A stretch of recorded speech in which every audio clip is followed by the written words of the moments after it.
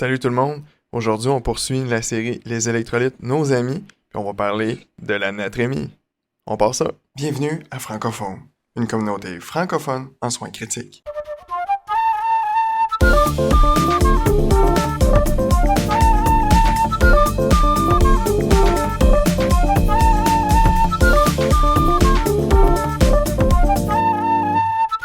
Fait que comme je disais d'entrée de jeu, on poursuit notre série Les électrolytes, nos amis, puis on va parler de la natrémie aujourd'hui, le sodium. Fait que pour en parler, j'ai avec moi Yann. Salut Yann. Salut Mathieu, comment ça va aujourd'hui? Ah, ça va bien toi? Super. C'est un sujet qui nous passionne tous les deux, mais qui passionne un de mes grands amis, mon ami néphrologue, Dr Louis-Frédéric Martin. Salut Lou-Fred! Salut à vous.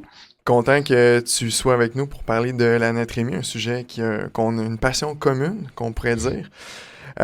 Juste pour le bénéfice des auditeurs, je te laisserai te présenter. Donc, je me présente, Louis-Frédéric Martin, néphrologue à l'hôpital Honoré-Mercier de Saint-Hyacinthe depuis maintenant 8 ans. Ça ressemble un peu à ça, en fait. Là, à l'hôpital, je fais un peu de tout. Je fais des soins intensifs, je fais de la dialyse, je fais bien sûr tout ce qui est des tâches intra-hospitalières. Là. Ça ressemble un peu à ça. Néphrologue dans la plus pure tradition, finalement. La plus pure tradition du terme. Fait que, dans le fond, la natrémie, c'est un peu le pain puis le beurre d'un néphrologue, si on veut. Fait que j'aimerais ça qu'on en discute un peu, mais tu sais, sans rentrer trop dans les détails non plus, là. Je sais que t'as une approche quand même assez particulière de la natrémie. Puis je la trouve quand même assez intéressante. Fait que pour le bénéfice des auditeurs, j'aimerais ça que tu nous en parles un peu. Et pour les auditeurs, dans le fond, il y a un tableau dans les notes de la balado. Je vous invite à aller le regarder pour être capable de comprendre un petit peu et de suivre ce que Loufred va nous parler. Donc, je te laisse nous en parler un peu, Loufred. Il n'y a pas de problème. Donc, en fait, le tableau que vous allez retrouver, c'est un tableau que je fais souvent à mes résidents quand j'essaie de leur expliquer un peu l'hyponatrémie, parce que ce n'est pas un sujet nécessairement clair pour tout le monde. Donc, il faut comprendre que le tableau, c'est vraiment pour l'hyponatrémie hypoosmolaire. Donc, dans les hyponatrémies, il y a les hyponatrémies hyperosmolaires, iso-osmolaires, hypoosmolaires. Pour les hyperosmolaires, puis les iso-osmolaires, c'est vraiment un autre chapitre, souvent de cause assez facile à retrouver dans l'histoire de l'administration de médicaments du patient. C'est souvent l'hyponatrémie hypoosmolaire qui est la plus fréquente, qui va causer le plus de problèmes au niveau diagnostic. C'est pour ça que j'aime bien faire ce petit tableau-là pour que les gens comprennent comment faire leur schéma de pensée pour trouver le bon diagnostic. Il faut comprendre qu'en hyponatrémie hypoosmolaire, la première étape, c'est de savoir qu'est-ce que le rein ressent. Il y a vraiment donc deux axes hormonaux qui vont vraiment jouer sur les reins. Il y a l'ADH et il y a le système rénine-angiotensine-aldostérone. Et ces deux axes-là sont très facilement identifiables au niveau du bilan urinaire. L'osmolarité urinaire représentant l'effet de l'ADH et le sodium urinaire représentant le système rénine-angiotensine-aldostérone. Et moindrement qu'on a ces deux éléments-là, on est pas mal capable de savoir la cause de l'hyponatrémie hypoosmolaire. Comme vous pouvez voir dans le tableau, on peut vraiment les classer dans 3 cases. Il y a une case qui est un peu le point d'interrogation que je dis toujours à mes résidents. Il n'y a rien qui se ramasse dans cette case-là. Malheureusement pour moi, ça m'est déjà arrivé d'avoir un cas qui se ramasse dans cette case-là. C'est les cas un peu moins clairs qui finissent par avec les journées qui passent, se clarifier et retomber dans une des 3 autres cases, tout simplement. Donc, si on y va case par case, donc la première case que vous avez, c'est la case que tout le monde redoute, donc la case où on met le SIADH. Pourquoi est-ce que dans cette case-là, on va avoir les paramètres qu'on voit? Ben, c'est assez simple. Donc, grosso modo, vous avez une sécrétion d'ADH. Donc, votre osmolarité urinaire va être augmentée. Et ce faisant, vous allez avoir un volume circulant augmenté par cette réabsorption d'eau-là qui va, par le fait même, inhiber votre système rénine-angiotensine-aldostérone. Parce que comme vos reins sont bien perfusés, il y a un bon volume circulant, on n'a pas besoin de réabsorber plus de sodium et le sodium va passer tout droit. Et c'est pour ça que votre sodium urinaire va être haut, votre osmolarité urinaire va être également élevée. Les autres choses qui vont causer ces paramètres-là spécifiquement, c'est les insuffisances rénaliennes, c'est les hypothyroïdies sévères, tout à cause de l'axe qui va entraîner une sécrétion finalement d'ADH. Donc, dans les autres cas où l'osmolarité urinaire va être augmentée, mais que le sodium urinaire va être bas, c'est dans tous les cas où est-ce que le volume circulant efficace va être diminué. Et c'est là que l'évaluation de la volémie du patient va rentrer en cause. C'est-à-dire, vous avez un patient hypovolémique, ben c'est pour ça que votre volume circulant n'est pas efficace. Donc, vous allez avoir souvent des apports hypotoniques, des patients qui ont eu de la diarrhée, qui ont vomi, qui n'ont pas été capables de avoir un apport osmolaire suffisant par rapport à l'apport hydrique qui a été administré. Contrairement à vos patients, les autres qui vont être hyper volémiques, ben c'est là qu'on va aller chercher nos insuffisants cardiaques, nos cirrhotiques. Donc, qui sont pleins en extravasculaire, mais qui sont vides en intravasculaire.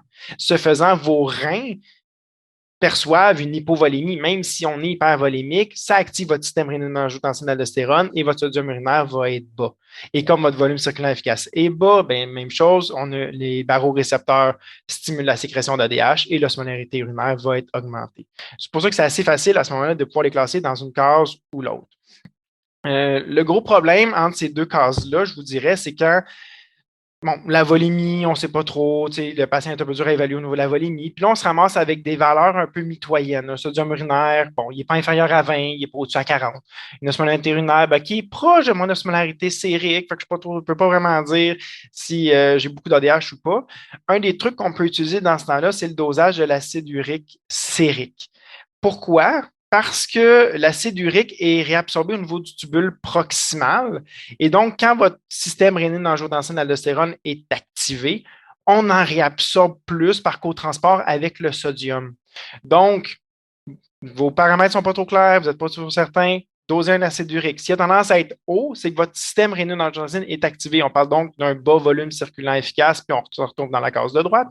Votre acide urique est bas, on se ramasse donc avec un tubule proximal qui ne fonctionne pas beaucoup, donc un système rénine-angiotensine-aldostérone qui n'est pas vraiment présent. Donc, on se ramasse plus dans la case de gauche avec les SIADH. Après ça, il y a toute l'autre partie où est-ce que votre osmolarité urinaire est basse. Ça veut dire que vos reins font ce qu'ils peuvent.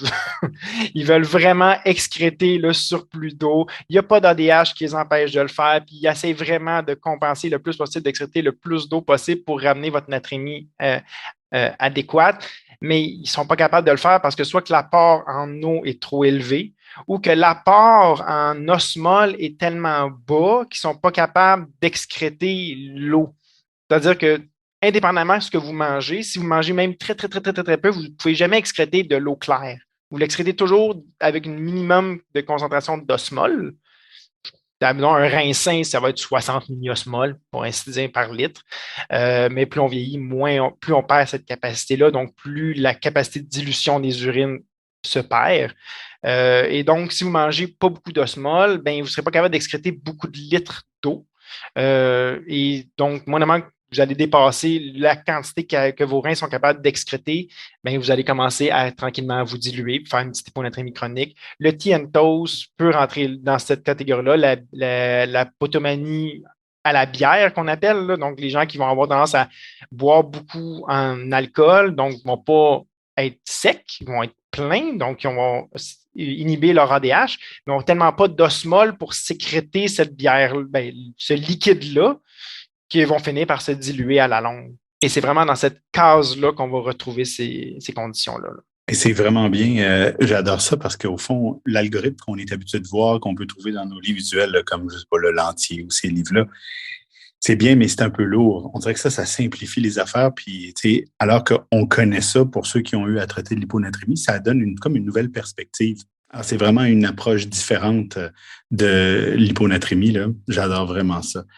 Maintenant, Louis-Frédéric, un coup qu'on a fait notre diagnostic, là, il faut commencer avec le traitement parce que c'est pour ça qu'on est là. Donc, ton approche du traitement, dans les faits, je ne veux pas qu'on passe ça case par case, mais j'aimerais savoir un peu ton opinion sur quand est-ce que tu vas faire une restriction, quand est-ce que tu vas donner du 3%, quand est-ce que tu vas donner un soluté standard ou quand est-ce que tu vas absolument rien faire et tu vas juste observer. Es-tu capable un petit peu de me donner ton approche générale là, pour l'hyponatrémie?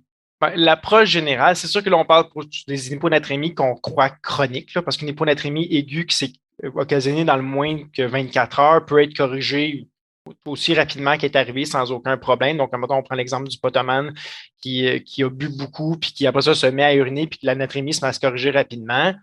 Si on sait que ça s'est fait en dedans de 24 heures, aucun problème, laissez-le se corriger, laissez-le uriner. Il n'y aura pas de séquelles neurologiques. Le gros problème, c'est que la majorité des hyponatrémies qu'on attrape, et on ne sait pas, ça fait combien de temps qu'ils sont là. Fait que, du moment qu'on dépasse le seuil du 48 heures, les séquelles sont possibles.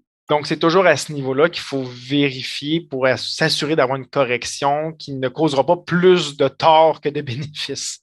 Donc, quand vous attrapez votre patient avec une natrémie, qu'elle soit à 125, 120, 115, l'important, c'est est-il symptomatique et est-ce que ces symptômes-là sont sévères? Parce que si votre patient ne convulse pas à 115, mais il ne convulsera pas plus à 116 ou à 117 ou à 118. Donc, si vous l'attrapez à 115, que vous trouvez donc que c'est quelque chose de chronique, que vous avez découvert la cause, que c'est soit SIADH, c'est son thiazidique, c'est un apport hypotonique, mais vous n'avez pas besoin d'y partir un 3% juste parce qu'il est à 115. T'sais. On va le partir s'il est symptomatique sévère. Si on pense qu'il est sur le bord de convulser ou qu'il est sur le bord de l'œdème cérébral, ben là, c'est correct, on se comprend.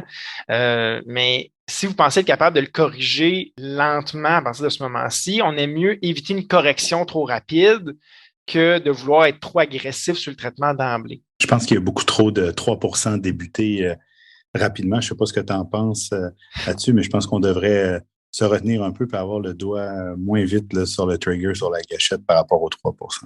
Ben, c'est sûr que nous, ce qu'on dit à nos urgentologues, c'est avant de partir en 3%, appelez-nous. on aime mieux, sans dire garder la main mise dessus, mais au moins s'assurer qu'on le part pour les bonnes raisons. Parce que c'est vrai que souvent, le chiffre nous énerve beaucoup, puis on a tendance à vouloir mettre le 3% rapidement. Puis, ce faisant, on arrive souvent des fois avec des corrections qui ont été faites un peu trop rapidement. On est pris à lui donner un petit peu de desmopressine ou mettre un dextrosé, puis on finit par essayer de peser sur le frein et sur le gaz en même temps, puis ça devient un peu plus compliqué à gérer. Tandis qu'il y a un patient qu'on sait qu'on est capable de corriger lentement. Si c'est ça le symptôme, c'est que je suis fatigué, j'ai un peu mal au cœur, on va préférer le corriger lentement. Puis la majorité du temps, ça va être en s'assurant que restreignent au niveau des liquides la majorité du temps. Ce soit d'abord s'ils sont hypovolémiques, bien sûr, là, mais s'ils ne sont pas hypovolémiques, restriction liquidienne.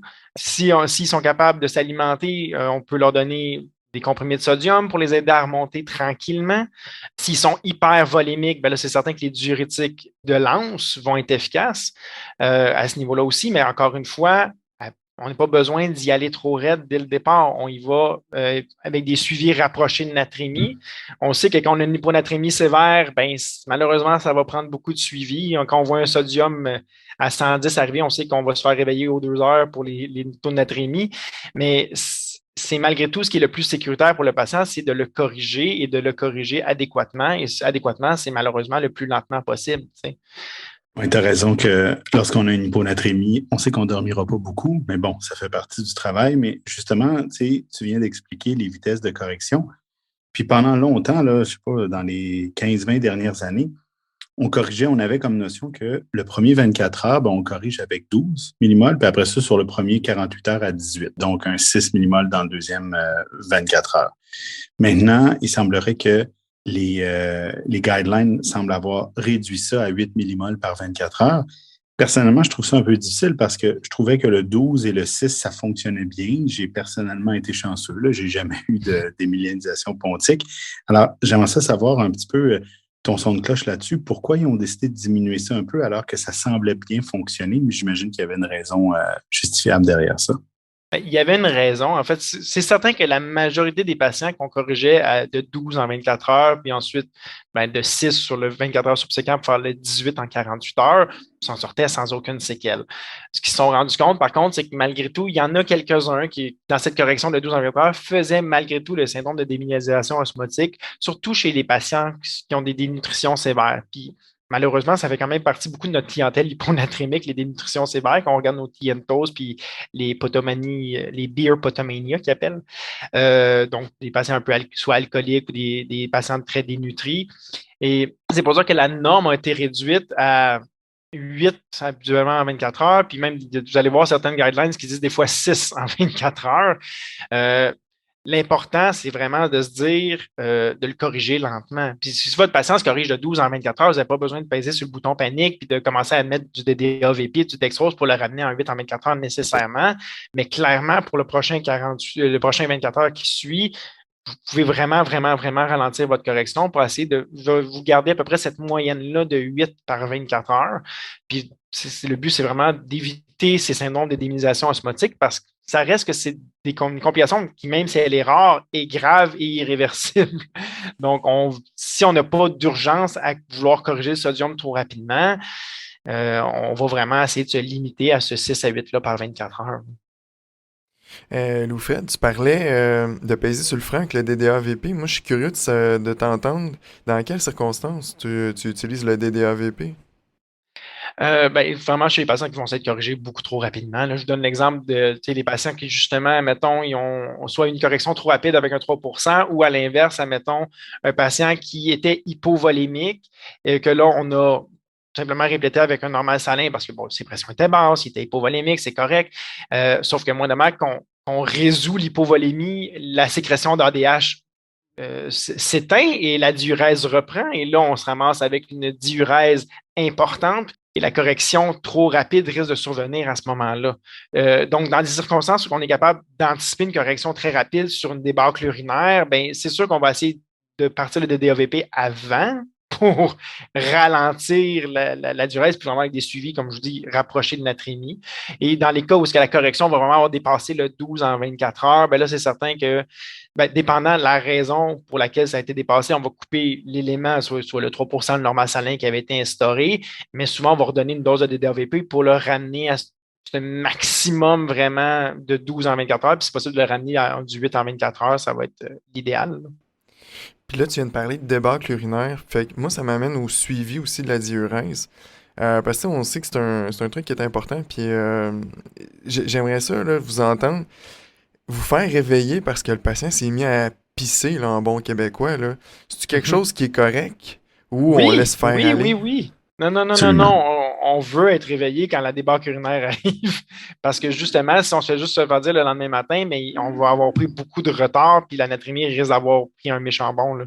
Ouais, tu sais, je pense à nos potomanes là, qui sont pas juste aigus, là, qui boivent à tous les jours, puis à un moment donné, ils arrivent hospitalisés, puis ils ont uriné 5000 dans la nuit. Si je le sais pas, ça se peut que mon sodium aille monter vite. Là. Oh. Donc, je veux le savoir, je veux le bloquer, ou je veux au moins peut-être le faire boire un peu pour répléter, pour contrôler la montée rapide du sodium. Là. Mais c'est sûr que la nuit, c'est plus difficile de les faire boire, mais en général, ils aiment ça boire, ces gens-là, fait que ça peut aider. Mais non, effectivement, Mathieu, il faut le savoir. Puis c'est peut-être au médecin aussi de prescrire des paramètres d'aviser si plus de 250, 500 par 8 heures. Au même titre que nos patients qui ont des diabètes insipides neurogéniques là, qui sont en mort cérébrale, don d'organes, on veut toujours le savoir lorsqu'un patient urine à des quantités incontrôlables. Fait que de ce que je comprends, là, le suivi de l'anatrémie, donc les labos en soi, puis la diurèse, c'est deux trucs qu'on va faire super serrés, puis que je peux vous appeler pour vous réveiller. Là. Tout à fait. Absolument.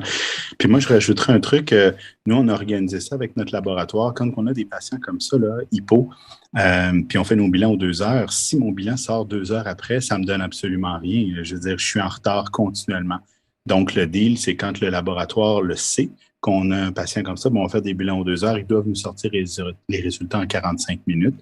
Et à ce moment-là, le laboratoire priorise à chaque fois que le labo arrive au nom du patient pour faire ce que nous, on appelle le CX7, là, tout dépendant comment vous appelez ça dans vos hôpitaux, là, mais le laboratoire d'électrolyte de base. Donc, de cette façon-là, vous êtes certain que si, par exemple, vous le faites à 2 heures du matin, ben à 2h45, vous avez votre résultat, vous êtes capable de vous ajuster avant le prochain labo à 4 heures du matin. Ah, ça, c'est un super bon truc, ça. Il y avait aussi un autre truc, Loufred, tu parlais de NS, mais tu sais, le NS, on a de plus en plus tendance à le délaisser au profit du lactate ringé, par exemple, puis je vais être curieux de t'entendre, puis Yann aussi là-dessus. Est-ce qu'il y a un des deux solutés qu'on devrait privilégier ou... En fait, pour la correction de la natrémie, je vous dirais que le NS ou le lactate ringé vont, dans les deux cas, être supérieurs en concentration de sodium à la concentration du patient. Et après ça, c'est juste d'ajuster le débit pour être certain que votre montée est adéquate. Donc, que vous préfériez mettre du normal salin, que vous préfériez mettre du lactate ringé, il y a plusieurs raisons autres que l'anatrémie pour choisir l'un et l'autre. Mais dans un contexte d'hyponatrémie, les deux se valent tant qu'on n'est pas en contexte de SIADH. Parce que c'est sûr que quand on est en contexte de SIADH, on évite l'un et l'autre. Oui, il faut juste être conscient de ce qu'on donne, là. Donc, on va savoir que ça peut monter un peu plus vite là, avec l'ANS, là, parce qu'il y a 154 par litre, alors que le lactate, il y a 130.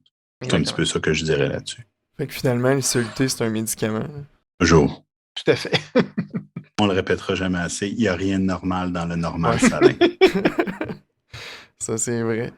Je pense que tout le monde le sait qui nous écoute que je déteste l'ANS, mais bon, c'est viscéral.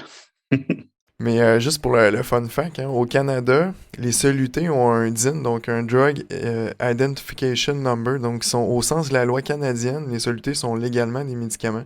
Fait que ça, j'en surprends toujours quand je le dis, là, mais je trouve ça intéressant de se le mettre en tête parce qu'au Canada, c'est légalement un médicament. Fait que c'est pas si banal que ça, des solutés. Là. Non, c'est pas de l'eau. C'est vraiment pas de l'eau. En tant que néphrologue, je vous confirme qu'il n'y a rien de banal dans un soluté. Non, tout à fait. Écoute, ça a été vraiment un super bon résumé. Merci beaucoup à Louis-Frédéric. Je te laisse le mot de la fin. Si tu avais quelque chose à dire, qu'est-ce que tu dis à tes résidents, là, qui est un peu un résumé de tout ce qu'on vient de se dire par rapport à l'hyponatrémie, je te laisse le mot de la fin. Donc, en résumé, ce que je pense le meilleur conseil que je peux vous donner, c'est que si votre patient, vous découvrez une hyponatrémie, puis qu'il n'y a pas d'urgence à vouloir le traiter tout de suite parce qu'il est sur le bord de convulsé ou sur le bord de l'œdème cérébral, s'il vous plaît, faites votre bilan urinaire. On va déjà savoir la cause et avec ça, on va pouvoir d'emblée partir le bon traitement et corriger adéquatement l'anatrémie. Excellent, c'est un bon point. Je pense que c'est le message de beaucoup de néphrologues. Pourquoi vous n'avez pas fait le bilan d'électrolytes urinaires? Oui, je m'excuse, pardon, on ne le refera plus. On va le faire la prochaine fois. Ouais, ça, c'est toujours une bonne chose à retenir. Écoute, c'était un vrai plaisir, Louis-Fred, de discuter avec toi. Également, Yann. Je te remercie de l'invitation, de l'avoir accepté. Ben, écoutez, moi, ça m'a fait un grand plaisir de venir vous parler de ça. Ça reste une de mes passions. Parfait. Fait qu'hésitez pas de partager cet épisode-là avec tous vos collègues. Suivez-nous sur Apple Podcasts, Google Podcasts, sur Spotify. Je vous souhaite une bonne fin de soirée au nom de l'équipe du Francophone. À plus. Bye tout le monde. Attention à vous autres.